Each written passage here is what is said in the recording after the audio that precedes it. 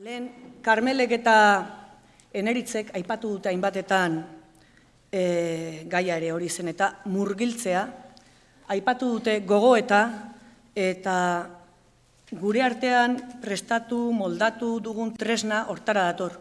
Murgiltze ereduen ezarpenak badu ibilbide desentekoa, 72an hasi omentzan Kanadaldi hortan, Kebekaldi hortan. Gurean 70ko hamarkadaren amaieran eta 80koaren hasieran hasi zen indarra hartzen, eta gaur egunera arte iritsi da, eta bada gogoeta egiteko garaia. Hortara dator beraz gure ekarpen xume hau. Zer egingo dugun? Tarte honetan, denbora ondo aprobetxatuta aurkezten saiatuko gara tresna bera,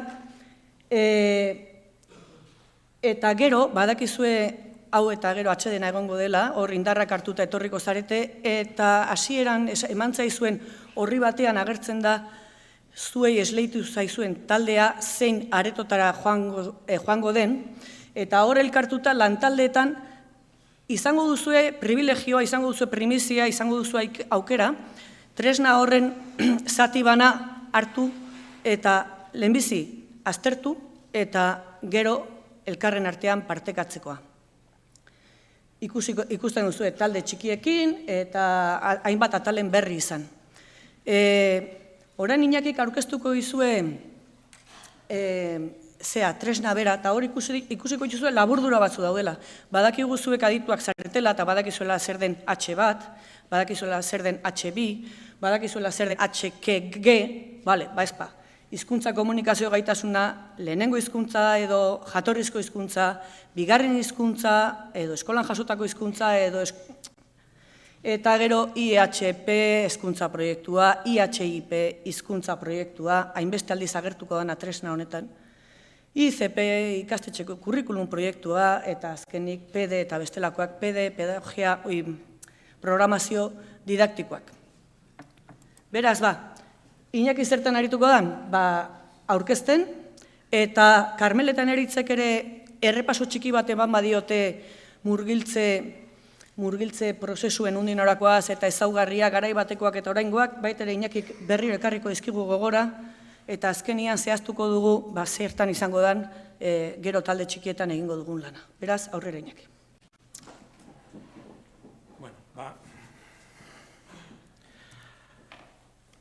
Esan bezala, ardazten deitu dugun tresna hau, zer dan, zergatik, zertarako, nolakoa dan, horri buruzko bueltatxo bat emango dugu orain.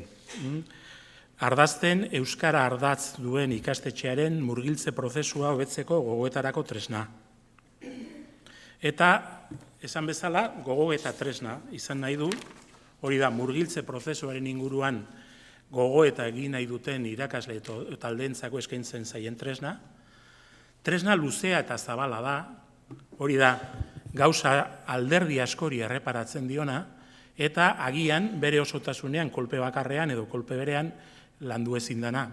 Beraz, tresna malgu bezala dago planteatuta, eta ikastetxeek bere behar, nahi eta ahalen arabera fokoa jar dezake alderdi batean, bestean, eta hortik abiatu, eta gero beste momenturen batean bueltatu daiteke tresnaren gana, tresna erabiltzera, beste alderdi bati heldu ahal izateko.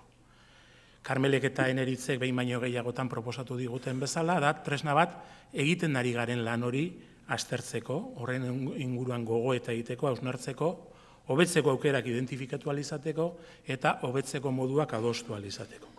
Beti ere, hizkuntza proiektuari begira. Hizkuntza proiektua, euskara ardaz duen hizkuntza proiektua aberasteko asmoz. Eta horretan, tresna honetan, jaso dira, nolabait,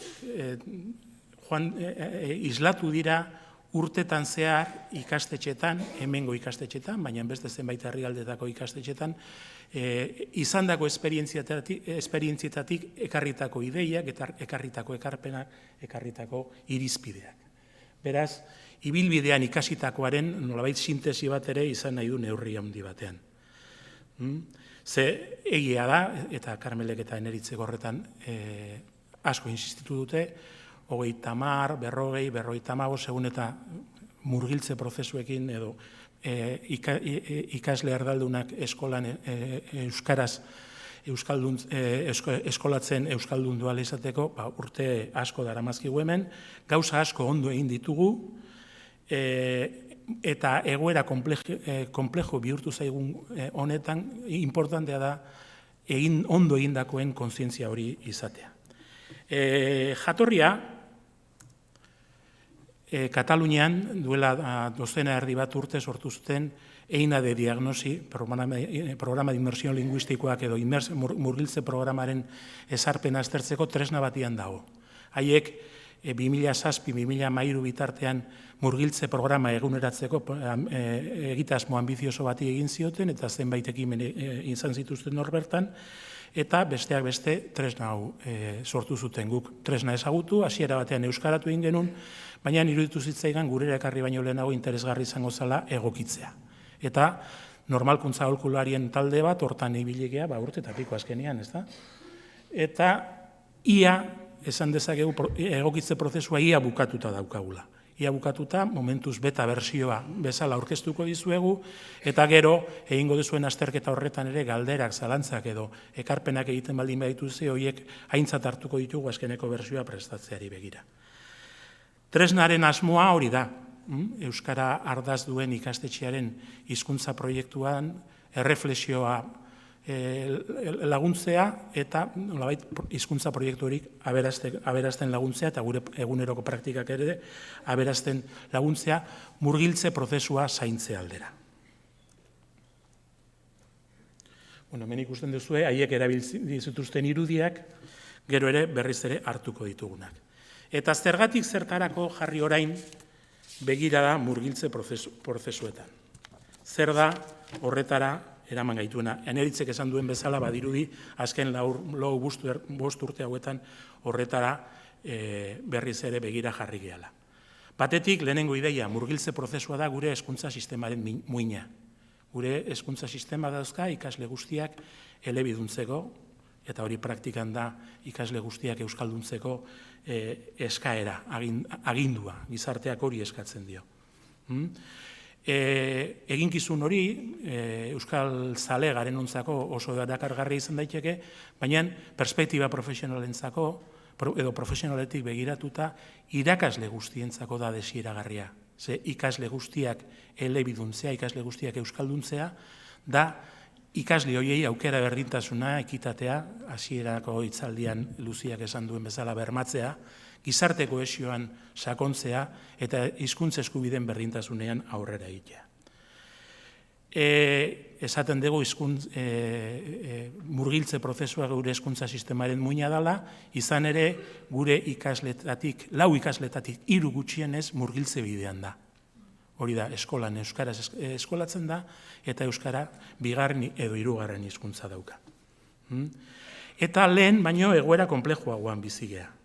Egoera konplejoagoan, izan ere, hori ere aipatu da gaurko sarreran, une honetan proposatzen zaiguna da, kompetentziei begirako kurrikulum bat garatzea, edukiak bastartu gabe, baina kompetentziei begirako eduki bat gaitasun garatzea, eta besteak beste hizkuntza komunikazio gaitasunak zentralidadea hartzen du kurrikulum horren baitan. Baina, hizkuntza komunikazio gaitasuna proposatu zaiguna ere, konplejoagoa da. Duela 50 urte, baina modu konplejoagoan, modu zabalagoan definitzen da komunikazio gaitasun, eta gaina esaten zaigu hori lortu behar dugula, bertako. Maila altua lortu behar dugula bertako 2 hizkuntza ofizialekin, eta maila nahikoa atzerriko hizkuntza batekin edo 2rekin, eta 2+2 idei horrekin hor gabiltza. Eskolak, ikasleen hizkuntza komunikazio gaitasuna garatzeari begira ere, gero eta egiteko luzeago eta zabalagoa da.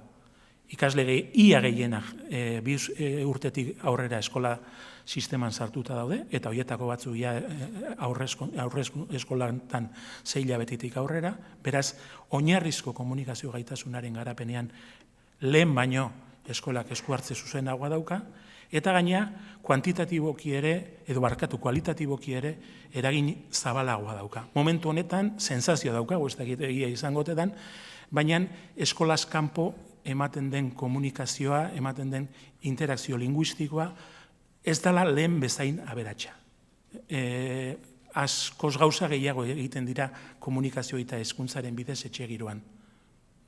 Eta hizkuntza gehiago igual erabiltzen da erregulatzeko eta ez horren beste alkarrekin gauzak deskribatzeko, kontatzeko, aztertzeko, pentsatzeko. Beraz, eskolari badirudi komunikazio gaitasuna garatzeari begira gerota rol garrantzitsuago dugula. Ikasle gehienak ditugu D edo bere ereduetan, 80%-aren bueltan derrigorrezko irakaskuntzan, eta horrek ekartzen du, asko aipatu da, aniztasun askoz handiagoa izatea. Bai ikasleen profilean, bai familien profilean. Eta hortikan eratortzen da, irakasle ia guztiok dugula gure gelan ikasleren bat murgiltze bidean dagoena. Eta ikasle gehienek ikasle asko. Irakasle gehienek ikasle asko. Bueno. Gainera, egoera konplexuagoa da, baina egia da duela 35 urte, baino askoz gehiago dakigula honetaz. Askoz gehiago dakigula ikasleen ikasprozesuak, hizkuntzen ikasprozesuak, eta beste badakigu eskolatze hizkuntzaz jabetzea prozesu luzia dela. Ez dela lehenengo eskolatzeko lehenengo urtetan, oso prozesu luzia dela, eta esan genezaken eskolatze hizkuntzaz jabetzeko prozesua eskolaldi osoa irauten duela. Askoz gehiago ere dakigu hizkuntzaren didaktikaz, eta horrek laguntzen digu, askoz gehiago dakigu gazteen hizkuntza erabileraz eta horretan eragiten duten faktoreaz, eta horrek ere lagundu egiten digu. Beraz, esku hartzea fintzeko beharra badaukagu, egoera konplexuagoa da neurrian, baina esku hartzea fintzeko aukera ere badaukagu pilatutako jakintzari esker. Eta horretan lagundu nahi du ardazten gure tresnak. Azkenean, egoera konplexuago baldin badaukagu, arbol adar zabal asko dituen zuhaitza da gure egitekoa, baina egiteko horretan garrantzitsua da enborra sendoa izatea, eta ez dago dudarik gure hezkuntza sisteman eskolatze hizkuntza euskara enborraren zatia dela, enborraren elementu garrantzitsua dela. Zertarako? Bueno, ideiak neurri batean ja finkatuta daude. Euskara ardatz idei hori ezur mamitzeko. Luziak esan duen bezala eta askotan kurrikulunak argi esaten du gure hezkuntza sistemaren ardatza eta sistema eleaniztasunen ardatza euskara dela, eta hor dezue kurrikulun dekretutik ateratako zita. Hizkuntza proiektua berazteko hori begira, euskararen trataera eta lan didaktikoa fintzeko, ikastetxea bera ekosistema lagungarri bezala eraikitzen juteko, eta murgiltze prozesuaren begira da eskolaldi osoan zehar mantentzeko. Azterketa horren ondorioak asmoa litzateke ikastetxearen hobekuntza planetan eta prestakuntza planetan islatu ahal izatea.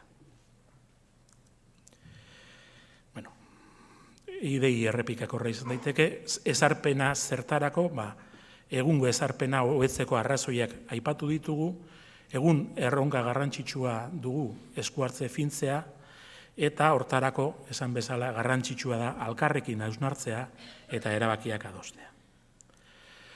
Murgiltze prozesuaren inguruan esan nahi nituen gehienak aurreratu dituzte Karmelek eta Eneritzek, eta orduan lana erraztu digute, askar ibiltzeagatik esan argi gelditudan bezala, D ereduetan murgiltze prozesua garatzen baldin bada ere, D eredu guztia ez dela murgiltze eredua. D ereduan egon daitezke ikasleak murgiltze prozesuan, egon daitezke ikasleak mantentze prozesuan, etxetik euskaldunak direnak, eta gauzak ondo eginezean egon daitezke ikasleak aspiratze prozesuan.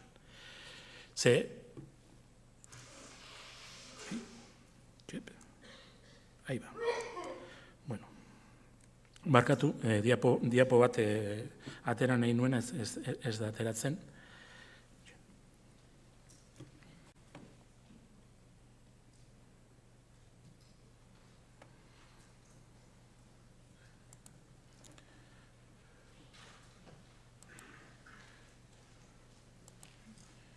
Ez da ikusten.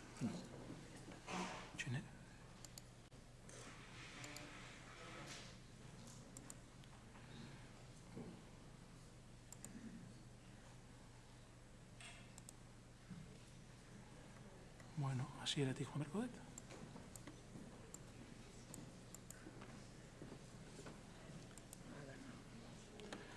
Vale, markau,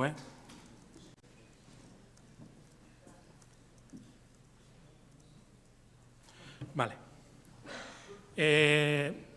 Joakin Dolzek eta Itziari Zabalek duela 3 bat urte argitaratu liburuan, hortxe laburtu zuten zeintzu ziren murgiltze prozesua programen eta ondora aspiratze programen arteko aldeak.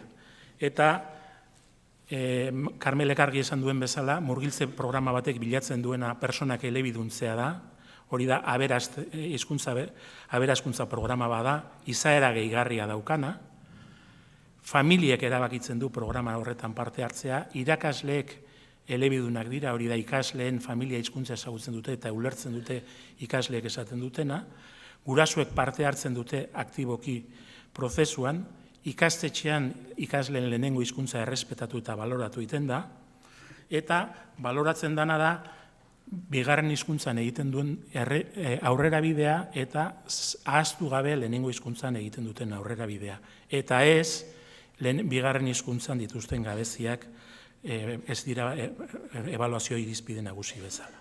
Eta hori beti ere gizarte batean nun elebitasunak prestigioa daukan. Idei hori litzateke pixi bat. PowerPointaren inguruan eskatu zegero publikatu ingo da. Esan edute irudiak eta hau guztiak horre eskura izango dituzue. Finean, esan,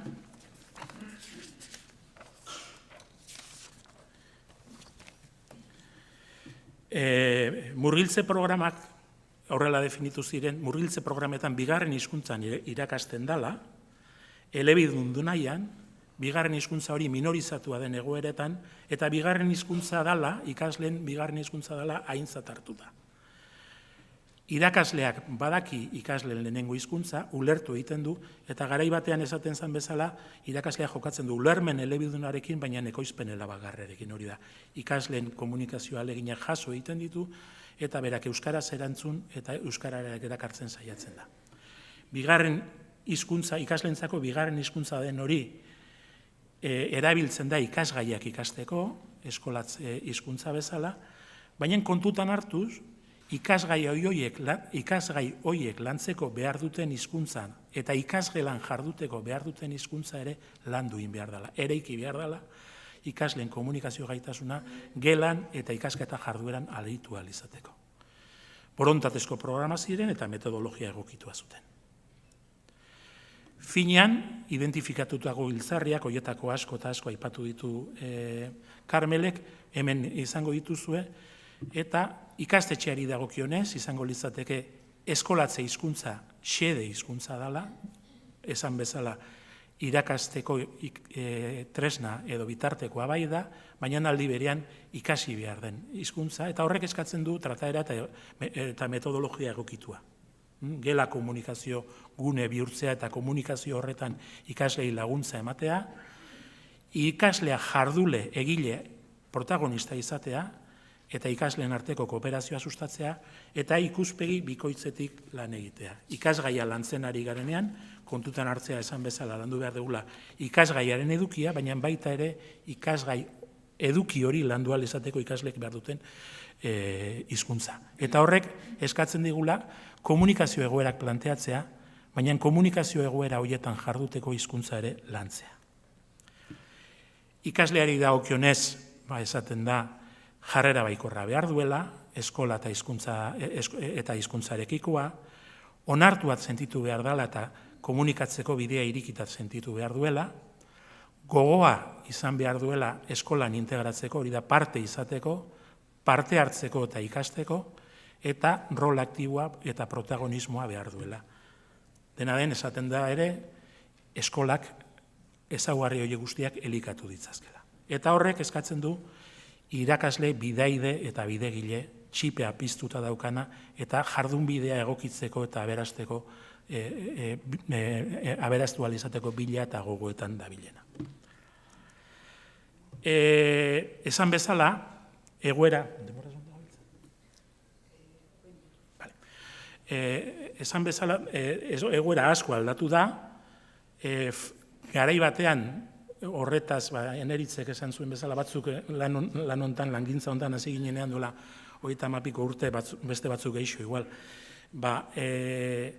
familien hizkuntz tipologia mugatuagoa zen, ikastetxe gehienetan familiak 3 multzotan sailkatu zitezkeen problema handirik gabe, euskaldunak, erdaldunak eta familia mistuak, talde homogeneo xamarrak egin zitezken eskolako hizkuntza edo hizkuntzen ezagutzarekiko, jarrera positiboa zuten familiek, familia gehienek aukeratu egiten zuten, eta horietako askok eta askok bila joaten ziren propio ikastetxe baten bila nun murgiltze prozesua garatuko zuten, irakasle elebidunak ziren, elebidun euskara gaztelania zekitenak beraz ikasleen ama hizkuntza ulertzeko gai zirenak, eta irakasle asko ere lan horren bila zebilen, murgiltze programa batean lan egin nahi zuten irakasleak ziren. Eta ikasle taldeak ere egonkorragoak ziren. Egun ze gertatu da? Pasatu garela, ikasleen 120-125 lan egitera, 180-190 lan egitera. Eta horrek, ekarri ditu, askoz, gizartea bera, askoz heterogeneogoa da, eta alde horretatik ikasle profilak eta familien ezaugarriak askoz ere heterogeneoagoak dira.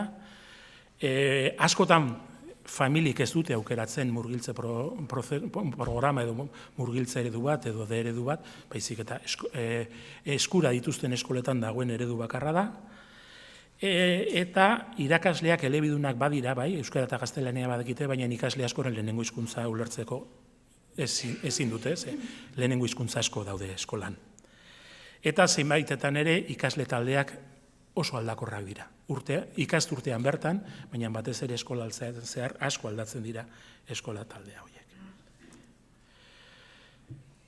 Beraz, horregatik, tresnan, ja ez dugu hitz egiten murgiltze programaz. Murgiltze programak behar ditun baldintzak eta ezaugarriak gure egungo eskola realidadean ez dira posible, baina bai aipatzen degula, baditugula ikasleak murgiltze bidean daudela, eta eskolak murgiltze prozesua ondo garatuz lagundu behar diela. Eta murgiltze programetatik ikasitako zenbait elementu baliatu daitezke. Lehenengoa, murgiltze prozesua garatzen dugulako kontzientzia horrekin ibiltzea.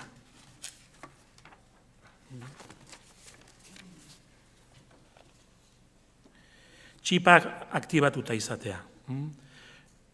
Murgiltze prozesuan dabiltzan ikasleak ditugu eta horiei lagundu behar diogu murgiltze prozesu egokitu baten bitartez.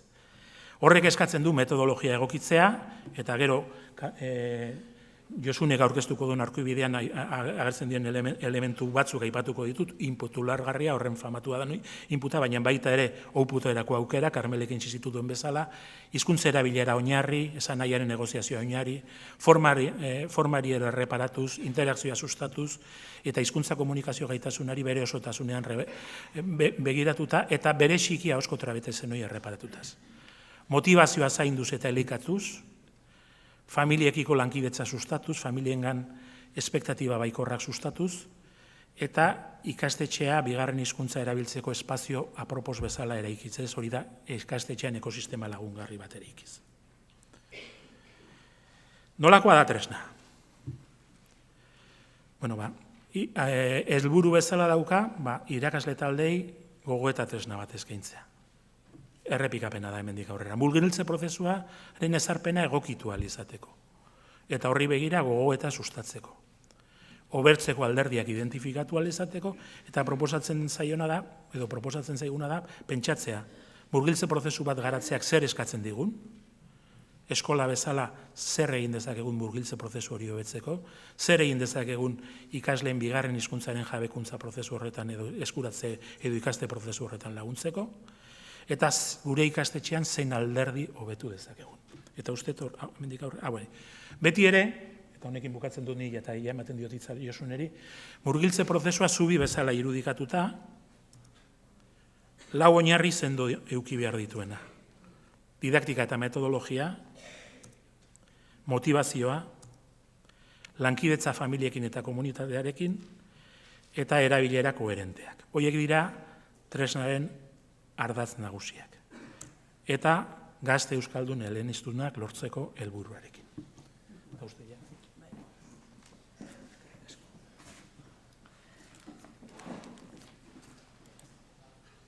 Eta niri dagokidan zatia da nolakoa da, ezta? Ikusten duzu edana hitzez betetako zea hori, lasai. Ez dezute zer ikuste, baina argiago ikusiko dezute. Hor daude 5 multzo, lehenengo 3 ikusiko ditugu berehala, baina ikusten baduzue lehen Inakik erakutsi dizuen biaduktuak 4 zutabe zituen. Guk goiko horri jarri dugu murgiltze prozesua zaindu. Izan ere, bai, sarrera bat behar du honek, eta sarrera hortaz ondo jabetuta egon behar dute ikastetxean ardurak dituzten eragile guztiak, hasi goikotatik eta BB-kotaraino. Orduan, murgiltze prozesuaz hausnarketatxo bat egiteko, sarrera bat behar zuelako edo iruditzen zitzaigulako jarri genuen 5. Horregatik ikusten duzue 4 eta parentesi artean 5. zutabea. Bigarren, multzoari begiratzen badiozu ikusiko duzu baditula hainbat atal, 2 bat, 2 bi, eta horren barruan hainbat azpiatal. Horregatik esaten dugu atalak eta azpiatalak dituela. Menua luze eta zabala da. Hain luze eta hain zabala batera hartu eskeo gaindituta sentituko ginatekeena. Beraz, hartu behar da denboraren ikuspegiarekin, lehentasunak antzeman da ikastetxe bakoitzean zeini helduko diogu lehenengo, zein da gure estrategiaren barrenian, badakizu orain egiten direla 4 urteko proiektu estrategikoak eta lehenengo urratsak zein dira eta zeini helduko diogu. Horregatik esaten dugu atalka lantzea komeni dela, gure lehentasuna kontuan hartuta horren arabera ordenatuta. Orduan, ikusten duzue, lehenengo eta 2. puntuak dauzkagula hemen, eta lehenengo puntua lehen aipatu dudan sarrera baldin bada, 2. egiten dio erreferentzia didaktika eta metodologiari, ez errez. Didaktika eta metodologia da, guk gure eskuartean eta gure kurrikulum proiektuan eta hezkuntza proiektutik abiatuta hizkuntza proiekturako bidean hainbesteko indarra jartzen duguna, ez? Eta lehenbiziko gauza ikaslek zer ikasi behar dute, nolako hizkuntza komunikazio gaitasuna garatu behar dute, bai norberarentzako, baitere arloak ere ikasteko. Bigarrenik, ikaslek nola ikasten dute, nola ikasi behar dute. Badakigu eta entzuten dugu behin da berriro interakzioa oinarri, baina inputa nundik, irakaslearen gandik bakarrik, beraien gandik, outputa nola, ze aukera izango dituzte gelan horretarako. Eta noski berriro ere interakzioa, elkarrekintza, nolakoa. Azken boladan aldamiatze hitza ikusten duzue 2A4 puntu horretan, aldamiatzea, hau da, ikasketa berriak ondo testu inguratuak eta dakizkitenen gainean eraikiak eta utxean erori baino aldamio on batzutan sostengatuak goiti bera erori ez daitezen. Didaktikaren barrenian baitere komunikazio giro aberatsa sortu eta ikuspegi komunikatiboa, ikuspegi komunikatibotik lan egin, ikuspegi horrekin aritu gelan, eta lehen aipatutako hitz batzuk errepikatuko nituzke, baina bertan hortxe utziko dugu. Azkenek urtetan indarra jartzen ari gara ahozko komunikazio gaitasunean. Izan ere, kanpotik, barrutik, ezkerretik eta eskubitik datorkigu ahozko komunikazio gaitasuna ere ezinbestekoa dutela gure ikasleek, bestela ez dute konfiantzarik bere buruan, ez dakite gizartean komunikatzen, ez dakite talde lan batian egoki espresatzen, ez baldin bada berezkoa duten hori edo bere etxetik datorren edo kuadrillatik datorkiena. Orduan, komeni zaigu eskolan ere, bere leku ematea ahozkoari, dudari gabe euskaraz, gaztelaniako utxuneak ere hobetzen joango dira euskaraz ere ondo elikatuta, eta atzerriko 3. eta 4. hizkuntza batean ere, hortan trebatzeak kalte ez dio egingo gure ardazten honetan euskara ardatz indartu nahi baldin badugu ere. Eta lehen esan dugun bezala, arlo guztietan hizkuntza komunikazio gaitasuna ere landu, baina hortan Eneritzek eta Karmelek gero indar gehixio jarriko dute eta ez diogu gehiegi erreparatuko. Eta pasatzen baldin bada,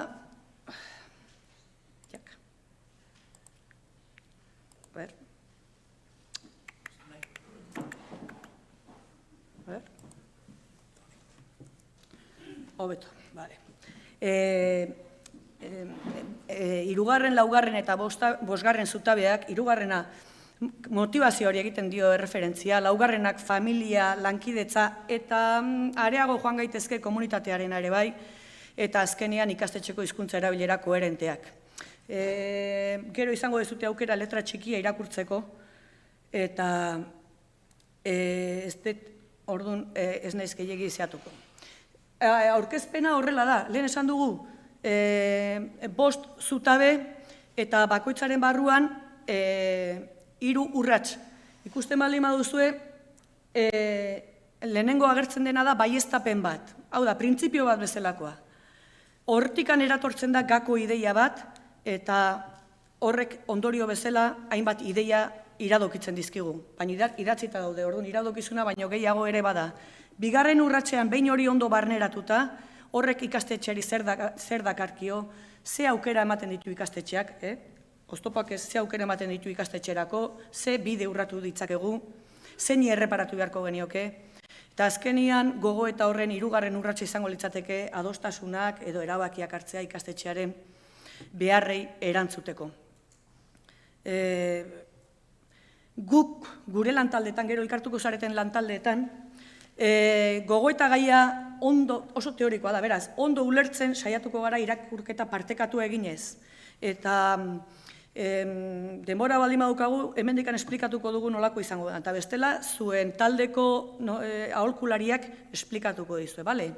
Beraz, gogo eta gaiari helduko diogu, lehen esan ditugun baieztapenagako ideia eta ondorioak barneratzen zer esan nahi dute, nola ulertzen dugun, eta nola aurkeztuko genioke, zuek egongo zarete, zuen taldea 25-koa baldin bada, egongo zarete 5 azpitaldetan, izan ere 5 atal banatuko zaizkizu eta bakoitzak atal bat landuko dezute. Taldetxo bakoitzak alegia atal bat landuko dezute. Hau da, zuetako bakoitzak ataltxo bat landuko dezute, talde txikian ari zaretela, aztertzen ari zaretenean. Bai, eta orduan baieztapenagako ideia eta ondorioari helduko diozue, hori ondo barneratu, eta gero, nola, baieztapen bat, gako, eta bere gako ideia eta ondorioekin bat baina goiago irakurriko dituzuen, gehien asetu zaituena, gehien erakarri zaituztena aukeratu, eta horrek ikastetxean ze suposatuko luken aztertzen saiatuko zarete.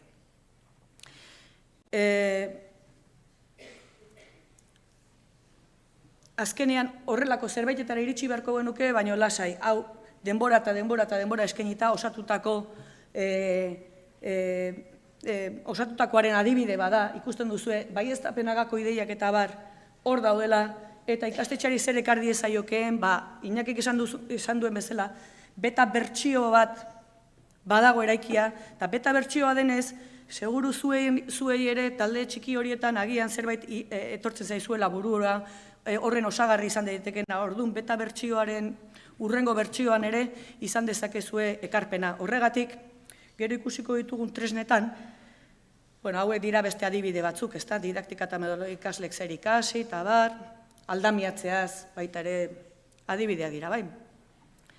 Aurreratzen ari naiz pixka bat, nola banatuko zareten taldeetan, eta lehen esan dudana talde handi bat, 5 talde txikitan, bakoitzak zuen atala, atal hori irakurtzean lehenbizi alderdi teorikoari erreparatu, horretarako izango dezute 20 minutu ez banago gaizki, ondoren zuen aholkulariak esango dizue, erreparatu ikastetxerako zer ondorio ekar lezaken horrek, eta orduan hori egingo dezute horren azterketa, eta ikusten dezute beheko partian nola jartzen duen bateratze saioak.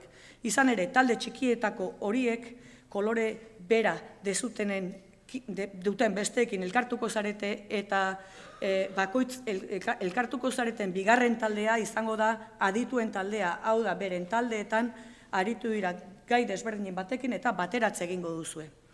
Horregatik da, lehenengo zatiak duena helburua, nola aurkeztuko genieke hau besteei, alde batetik eta bestetik honek ikastetxera zer ekar dezaken. Lehenengo taldean adostu dezutena izango litzateke bigarren talderako zuen ekarpena eta horregatik bateratzea ze 5 taldetakoetan ateratakoak elkartuko dira. Esan dakoa, 75 minutu izango dituzu, 15 minutu horretarako, lehenbizi konsignak eta jasotzeko gutxi gora bera 5-10 minutu, aztertze lanerako eta proposamenak egiteko ikastetxerako 40 minutu orotara, bateratzerako 25 minutu, horrela dago plaperaren gainean, saiatuko gara horrela izan dadin, izan ere, gero zuek bukatzen dezutenian zuen lekutatik, honea etorri behar zarete berriro Koldo Mitxelenara. 16 taldetan egongo zarete banatuak, 7 lehen hezkuntza, 9 bigarren hezkuntza, bakoitzak badakizue zein taldetan egongo zareten, zenbakia badakizue, lantaldearen zenbakia badakizue, ez badakizue kanpoan jarrita daude paneletan, begiratu, ez da ikusten, lasai. Japa, hau edirak taldeak, zenbakiak eta nun egongo zareten banatuak. Lehen hezkuntzakoak, barkatu. Segundo bat berehala bukatuko dugu. Bai, lehen hezkuntzakoak lehen solairuan, eta 1, 2 eta 3 taldeak Oteizan, 4 eta 5 taldeak Etxeparen, 6 eta 7 Axularren, eta bigarren hezkuntzakoak bigarren solairuan. Zenbakiak hor dauzkazue, Barojan 8, 9, 10 eta 11, Laboa gelan 12, 13, 14, eta Arriaga aretoan 15 eta 16 taldeak.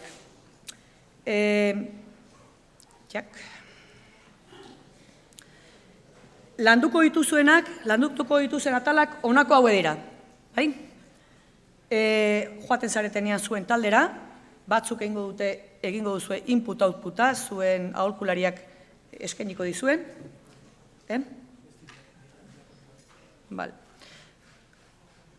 Beste batzuk interakzioa eta esanaiaren negoziazioa, ahozko komunikazioa eta gaitasuna, eta hizkuntza eta erabilera koherentea bai lehen hezkuntzan eta bai bigarren hezkuntzan.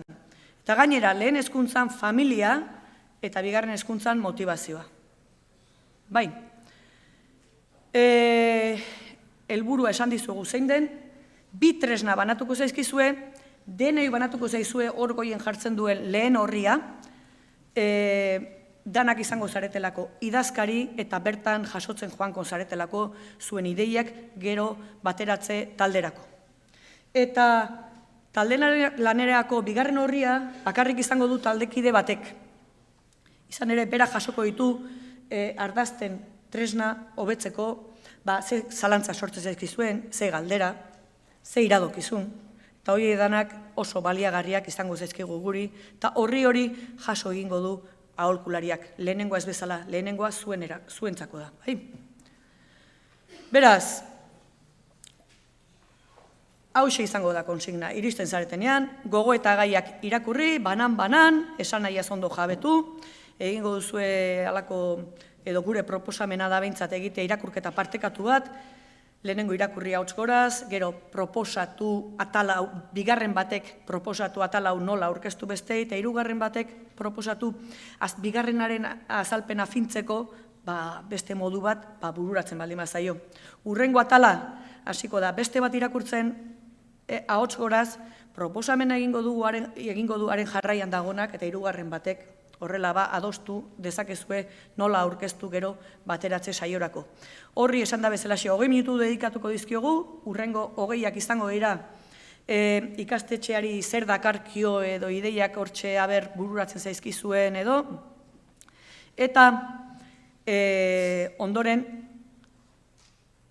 joango zarete bateratze saioko taldeetara.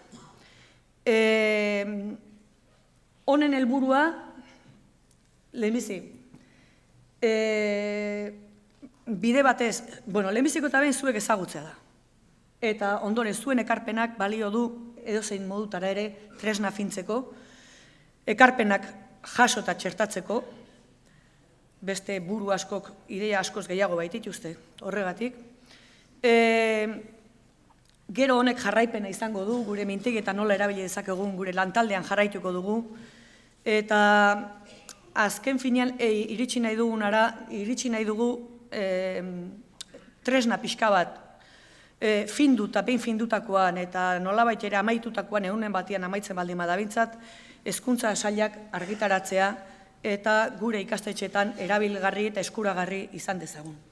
Bueno, eta laurden dira, guk uste dugu galderak egiteko tartea honi buruz gero izango dezute talde txikitan, orain kafe goxo hartu eta garaiz itzuli mesedez, ja bakoitzari tokatu zaizuen aretora. Eskerrik asko.